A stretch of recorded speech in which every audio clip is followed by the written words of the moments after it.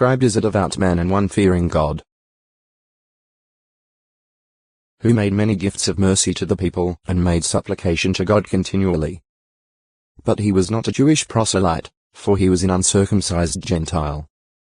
Act 10. 1, 2. Compare Lu 7. 2-10. When once the door was opened to the Gentiles, active Christian missionary work expanded. Nevertheless, Paul often preached first to the Jews and proselytes in cities to which he traveled. Paul had great love for his Jewish brothers and a desire that they might be saved. Row 9. 3. 10. 1. Moreover, the Jews and proselytes were the logical ones to approach first, for they knew of Jehovah and his laws and were looking for the Messiah. Their background enabled those among them with good hearts to recognize Jesus Christ as the fulfillment of their hopes. These could form a strong nucleus for a congregation and could, in turn, teach the Gentiles, who knew nothing about Jehovah and his word. Prostitute. A person, usually a woman, given to indiscriminate lewdness. Specifically, a woman who offers herself indiscriminately for sexual intercourse for hire. A harlot. The Hebrew word for prostitute is zomidal.nar, while its Greek equivalent is porne. See harlot. Under the law. The law that God gave to Israel commanded, do not profane your daughter by making her a prostitute, in order that the land may not commit prostitution and the land actually be filled with loose morals. The 19. 29. Adultery was prohibited by the seventh commandment, text 20. 14. The 5. 18. The penalty was death for both parties. The 20. 10. The girl found guilty of having married under the false pretense of virginity was to be put to death. The 22.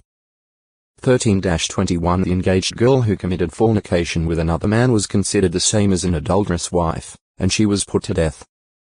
The 22.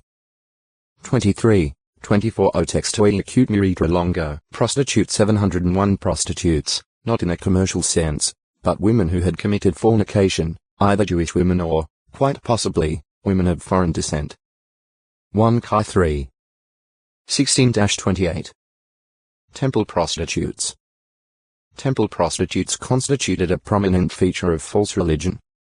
The historian Herodotus I. 199 reports the foulest Babylonian custom is that which compels every woman of the land once in her life to sit in the temple of Aphrodite and have intercourse with some stranger. Temple prostitutes were also connected with the worship of Baal, Ashtoreth, and other gods and goddesses worshipped in Canaan and elsewhere. Male temple prostitutes were also a part of degenerate worship. 1 Chi 14. 23, 24. 15. 12. 22. 46. The way to death. King Solomon, in the 7th chapter of Proverbs, describes a scene that he observed, illustrating the workings of the prostitute and the results to those who are ensnared by her. He speaks of a young man passing along the street near a prostitute's house, at the approach of night. Solomon describes the young man as in want of heart, lacking discernment or good sense. See heart. The woman, dressed in the immodest manner of a prostitute, is lying in wait and approaches him. She has smooth lips and fair speech, but her actual disposition is boisterous and stubborn. She is cunning of heart. This prostitute puts on a display of being righteous by saying that she had made communion sacrifices that very day, implying that there would be food on which to feast, inasmuch as the offerer regularly took part of the communion sacrifice for himself and his family. PR 7. 6-21. Now that the young man is enticed to this point, Solomon shows, he is irresistibly drawn into sin with her, throwing all good sense to the wind, going ahead like a bull to the slaughter, as a man who is in fetters and cannot escape the discipline he will get.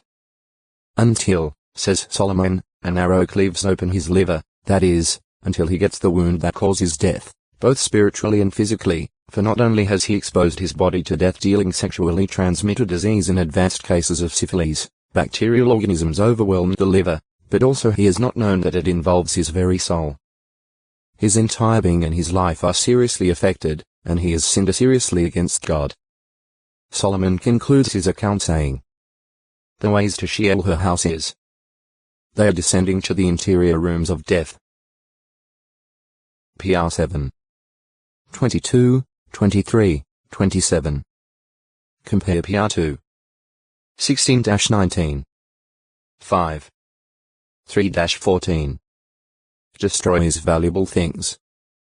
The proverb says, "A man that is loving wisdom makes his father rejoice, but he that is having companionship with prostitutes destroys valuable things." PR 29. 3. First of all, he destroys his relationship with God, the most valuable possession. Then he brings reproach upon his family and destroys family relationships. As another proverb warns, such a man gives to others his dignity and his ears to what is cruel. Strangers take their fill of his power, and the things he got by pain come to be in the house of a foreigner. PR 5. 9, 10. The wise man therefore counsels, "Do not desire her the foreign woman's prettiness in your heart. Because in behalf of a woman prostitute one comes down to a round loaf of bread,